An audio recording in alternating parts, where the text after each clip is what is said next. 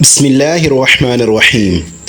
جب سچ بولنے والا نبی سامنے ہو اور آپ کے دل میں پہلے ہی جھوٹ اور ظلم سے نفرت ہو تو کیا آپ پوری قوم کو چھوڑ کر سچائی کے قدموں میں جھک جائیں گے؟ یہ ایک بہادر سردار کی داستان ہے جو اپنے قبیلے کے رواج، طاقت اور نام کو چھوڑ کر حق کی تلاش میں مدینہ پہنچا، اور جب اس نے آخری نبی الزمان صلی اللہ علیہ وآلہ وسلم کو دیکھا تو پہچان گیا کہ یہی وہ روشنی ہے جس کی اسے تلاش تھی۔ یہ داستان ہے حضرت زید الخیر کی، وہ صحابی جنہوں نے سچائی کو پہچانا اور پہچان کر ہمیشہ کے لیے اس کے ہو گئے۔ اس جلیل القدر صحابی رضی اللہ تعالیٰ عنہ کی سیرت کے دونوں رخ دیکھیے۔ پہلا رخ تو دور جاہلیت کا ہے اور دوسرا رخ اسلام کا ہے۔ دور جاہلیت میں انہیں لوگ زید الخیل کے نام سے پکارتے تھے، لیکن اسلام لانے کے بعد رسول اللہ صلی اللہ علیہ وآلہ وسلم نے ان کا نام زید الخیر تجویز کیا۔ تصویر کا پہلا رخ تاریخی کتابوں میں یوں بیان کیا گیا ہے۔ تاریخ دان شیبانی ابو عامر کے ایک معمر شخص کے حوالے سے بیان کرتے ہیں کہ ایک سال بہت قحط پڑا جس سے تمام کھیتی تباہ ہو گئی۔ ہم میں سے ہر ایک فرد نے اپنے اہل خانہ کو لے کر ہرا شخص کی طرف روانہ ہو گیا۔ گھر والوں کو وہاں چھوڑ کر کہنے لگا، میرے واپس آنے تک میرا انتظار کرنا۔ پھر اس نے یہ قسم کھائی کہ یا تو میں ان کے لیے مال کما کر لاؤں گا یا میں مر جاؤں گا۔ پھر اس نے کچھ زیادہ راہ لیا اور دن بھر چلتا رہا۔ رات آئی تو اس نے ایک خیمہ دیکھا، اس کے قریب ایک گھوڑا بندھا ہوا تھا۔ اس نے دل میں کہا، یہ پہلا مال غنیمت ہے۔ اس نے اس کی رسی کھولی اور اس پر سوار ہونے لگا تو فضا میں اس نے ایک آواز سنی جس میں یہ حکم تھا کہ اسے رہنے دو اور اپنی جان بچاؤ، تو وہ اسے چھوڑ کر آگے چل دیا۔ 7 دن سفر کرنے کے بعد وہ ایک ایسی جگہ پر پہنچا جہاں اونٹوں کا ایک باڑا تھا اور ایک طرف چمڑے کا ایک بہت بڑا خیمہ نصب تھا جس سے خوشحالی کی جھلک نمایاں نظر آتی تھی۔ اس شخص نے اپنے دل میں کہا کہ اس باڑے میں ضرور اونٹ ہوں گے اور ظاہر ہے اس خیمے میں کچھ لوگ بھی ہوں گے۔ پھر اس نے خیمے میں بڑی احتیاط سے جھانکا۔ سورج اس وقت غروب ہو رہا تھا۔ کیا دیکھتا ہے کہ خیمے کے درمیان میں ایک بوڑھا آدمی بیٹھا ہوا ہے۔ یہ شخص دبے پاؤں اس کے پیچھے جا کر بیٹھ گیا۔ بوڑھے آدمی کو اس کی آمد کا کچھ پتہ نہ چلا۔ تھوڑی ہی دیر بعد سورج غروب ہو گیا تو ایک بھاری بھرکم شاہ سوار نمودار ہوا۔ اس جیسا قد آور شخص اس نے کبھی نہیں دیکھا تھا۔ وہ ایک عمدہ گھوڑے پر سوار تھا۔ دائیں بائیں 2 غلام لگام تھامے چل رہے تھے اور ان کے جلوف میں تقریباً 100 اونٹنیاں بھی تھیں، اور ان کے آگے ایک دیو ہیکل اونٹ تھا۔ جب اونٹ بیٹھا تو سب اونٹنیاں اس کے ارد گرد بیٹھ گئی۔ شاہ سوار نے ایک موٹی تازی اونٹنی کی طرف اشارہ کرتے ہوئے خادم سے کہا کہ اس کا دودھ دو لو۔ اس نے فوراً حکم کی تعمیل کرتے ہوئے دودھ دو لیا یہاں تک کہ برتن بھر گیا۔ اس نے وہ برتن رکھ دیا۔ وہ شخص کہتا ہے کہ میں دبے پاؤں آگے بڑھا، برتن پکڑا اور تمام دودھ پی گیا۔ غلام واپس آیا اور برتن اٹھا کر لے گیا اور اپنے آقا سے عرض کی کہ اے میرے آقا، شیخ نے تمام دودھ پی لیا ہے۔ یہ سن کر شاہ سوار بہت خوش ہوا اور حکم دیا کہ اس بار دوسری اونٹنی کا دودھ دو کر شیخ کی خدمت میں ایک اور دودھ کا پیالہ پیش کرو۔ یہاں شیخ سے مراد وہ شخص ہے جو خیمے کے درمیان میں بوڑھا شخص بیٹھا ہوا تھا۔ غلام نے پھر حکم کی تعمیل کی۔ شیخ نے ایک گھونٹ بھرا اور پھر چھوڑ دیا۔ وہ شخص کہتا ہے جو خیمے کے اندر آیا تھا کہ میں نے دودھ کا پیالہ پکڑا اور اس میں سے آدھا پی لیا۔ اچانک میرے دل میں خیال آیا کہ اگر اس دفعہ میں نے تمام دودھ پی لیا تو شاہ سوار کے دل میں شک پیدا ہو جائے گا۔ پھر شاہ سوار نے اپنے دوسرے غلام کو حکم دیا کہ ایک بکری کا بچہ ذبح کرے، اور اس نے بکری کا بچہ ذبح کیا۔ شاہ سوار نے بذات خود گوشت کو بھونا اور شیخ کو اپنے ہاتھوں سے کھلایا۔ جب وہ خوب پیٹ بھر کر کھا چکا تو پھر اس شاہ سوار نے خود کھایا اور دونوں غلاموں کو بھی کھلایا۔ تھوڑی ہی دیر بعد تمام لیٹ گئے اور گہری نیند سو گئے۔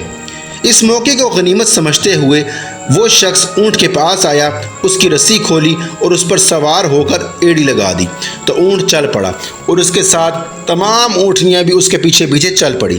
رات بھر وہ سفر کرتا رہا۔ جب صبح ہوئی تو اس نے ہر طرف نظر دوڑائی کہ مجھے ایسا کوئی شخص نظر نہیں آیا جو میرا پیچھا کر رہا ہو۔ میں نے رفتار اور تیز کر دی یہاں تک کہ کافی دن چڑھ آیا۔ پھر میں نے ایک طرف دیکھا تو دور سے ایک بہت بڑی بلا میری طرف بڑھتی ہوئی دکھائی دی۔ وہ مسلسل میرے قریب ہوتی جا رہی تھی۔ جب بالکل میرے قریب پہنچی تو پتہ چلا کہ یہ تو وہی شاہ سوار ہے جو اپنے اونٹوں کی تلاش میں میرا پیچھا کر رہا تھا۔ میں نے اونٹ کو ایک طرف باندھ دیا اور اپنی ترکش سے تیر کمان نکال کر اپنے کمان میں رکھا اور اونٹ کی اوٹ میں نشانہ باندھ کر کھڑا ہو گیا۔ وہ شاہ سوار کچھ فاصلے پر رک گیا اور اس نے مجھ سے کہا کہ اونٹ کی رسی کھول دو۔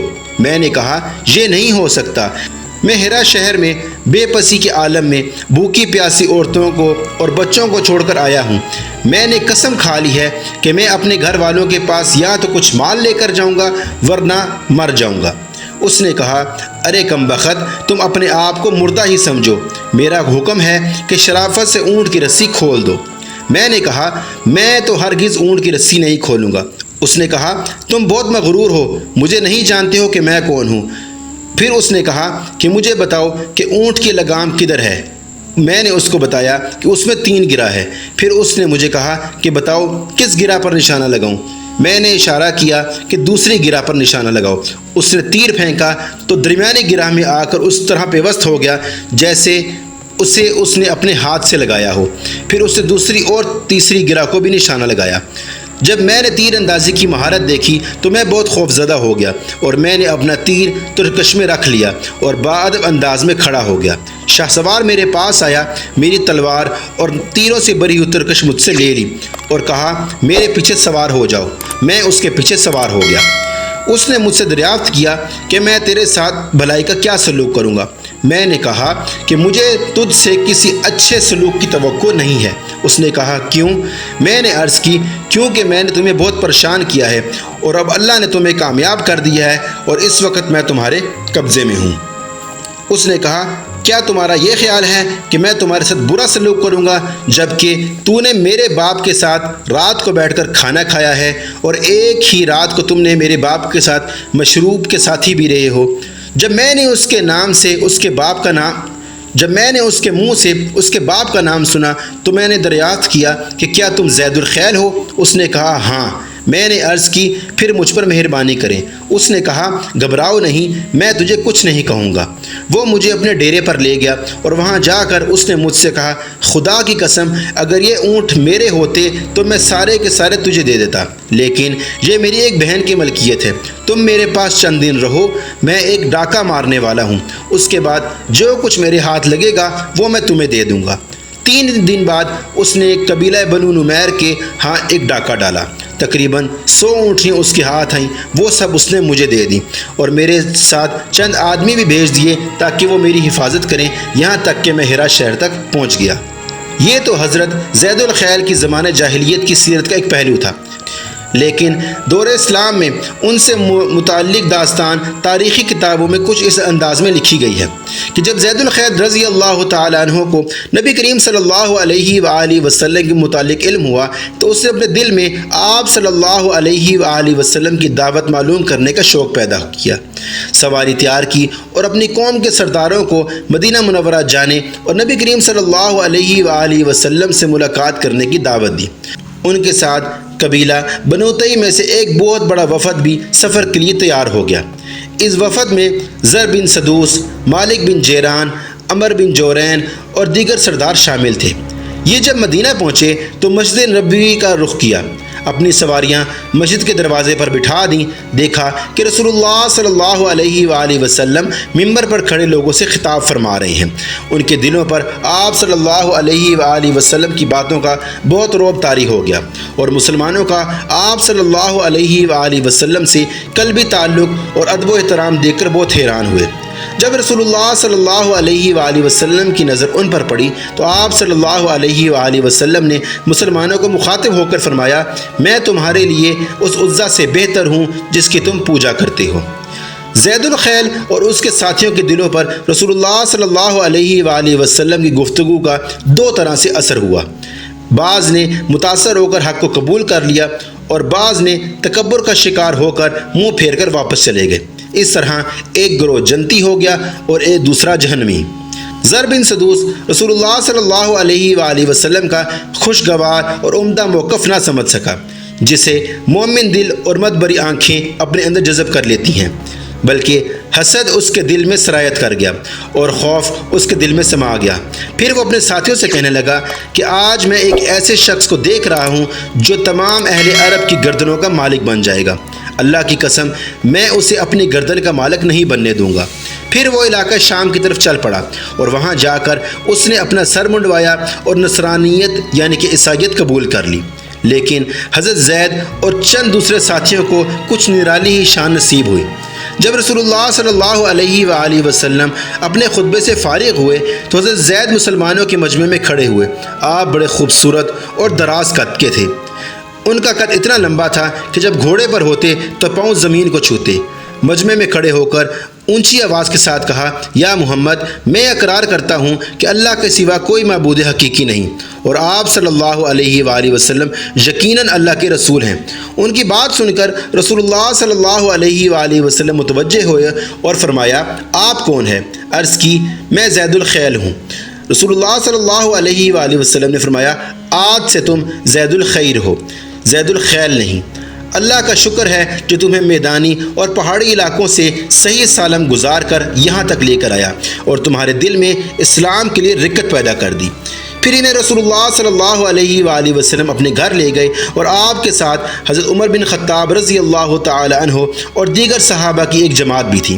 جب گھر پہنچے تو رسول اللہ صلی اللہ علیہ وآلہ وسلم نے ٹیک لگانے کے لیے ایک تکیہ دیا، لیکن انہوں نے رسول اللہ صلی اللہ علیہ وآلہ وسلم کی موجودگی میں ٹیک لگانا سوء ادب سمجھتے ہوئے تکیہ واپس کر دیا۔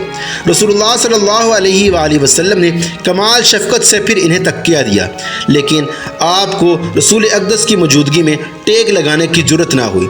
جب سب لوگ بیٹھ گئے تو رسول اللہ صلی اللہ علیہ وآلہ وسلم نے فرمایا، اے زید، تیرے علاوہ آج تک میرے سامنے جس شخص نے بھی اوصاف بیان کیے ہیں، جب وہ سامنے آیا تو مذکورہ اوصاف سے کم ہی نظر آیا۔ پھر ارشاد فرمایا، زید، تم میں دو خصلتیں ایسی پائی جاتی ہیں جو اللہ تعالیٰ کو اور اس کے رسول کو بہت پسند ہیں۔ عرض کی، یا رسول اللہ، وہ دو خصلتیں کون سی ہیں؟ فرمایا، خودداری اور بردباری۔ عرض کی، اللہ کا شکر ہے جس نے مجھے یہ دو خصلتیں عطا کی جو اللہ اور اس کے رسول کو پسند ہیں۔ پھر نبی کریم صلی اللہ علیہ وآلہ وسلم کی طرف متوجہ ہو کر عرض کی، یا رسول اللہ صلی اللہ علیہ وآلہ وسلم، مجھے 300 شاہ سوار مجاہدین دے دیں، ان کی دیکھ بھال کی تمام ذمہ داری میری ہوگی۔ میں ان کے ہمراہ بلاد روم پر حملہ کروں گا اور اللہ کے فضل سے انہیں پسپا کر کے دم لوں گا۔ رسول اللہ صلی اللہ علیہ وآلہ وسلم نے ان کی ہمت اور جرأت کی داد دیتے ہوئے فرمایا، زید، اللہ بھلا کرے، تم کتنے عظیم شخص ہو۔ پھر زید رضی اللہ تعالیٰ عنہ کی قیادت میں ان کے تمام ساتھیوں نے اسلام قبول کر لیا۔ جب حضرت زید رضی اللہ تعالیٰ عنہ اور ان کے ساتھیوں نے اپنے وطن نجد واپس جانے کا ارادہ کیا تو نبی کریم صلی اللہ علیہ وآلہ وسلم نے الوداع کرتے ہوئے فرمایا، یہ شخص کتنا عظیم ہے، اس کی کتنی شان ہے، کاش یہ مدینہ کی وبا سے محفوظ رہے۔ ان دنوں مدینہ منورہ میں میعادی بخار کی وبا پھیلی ہوئی تھی۔ حضرت زید رضی اللہ تعالی عنہ کو بھی اس وبا نے دبوچ لیا۔ آپ نے اپنے ساتھیوں سے کہا، مجھے قیس کے شہروں سے دور رکھنا۔ ہمارے درمیان جاہلانہ حماقتوں کی بنا پر جو بہادری کے مارکے ہوا کرتے تھے، اللہ کی قسم میں مرتے دم تک کسی مسلمان سے نہیں لڑوں گا۔ حضرت زید رضی اللہ تعالی عنہ نے اپنے وطن نجد کی طرف سفر جاری رکھا اور حالت یہ تھی کہ بخار دن بدن تیز ہوتا رہا۔ ان کی دلی تمنا تھی کہ اپنی قوم سے جا ملیں اور انہیں اسلام کی دعوت دے اور پوری قوم ان کے ذریعے سے اسلام قبول کر لے۔ یہ موت سے آگے بڑھنے کی کوشش کر رہے تھے اور موت ان سے آگے بڑھنے کی کوشش کر رہی تھی، لیکن موت ان سے سبقت لے گئی۔ راستے میں ہی روح قفس انصری سے پرواز کر گئی۔ اسلام اور موت میں ایسا کوئی وقفہ نہ ملا جس میں کسی گناہ کا ارتکاب کر سکیں۔ تو یہ تھی ناظرین ہماری آج کی داستان جو حضرت زید الخیل کے بارے میں تھی۔ اسی طرح کی مزید داستان اور صحابہ کرام کی تذکرہ سننے کے لیے ہمارے چینل کو سبسکرائب کریں اور میں دوسرے احباب سے بھی شیئر کیا کیجیے۔ اگلی ویڈیو تک کے لیے اجازت دیجیے۔ اللہ حافظ۔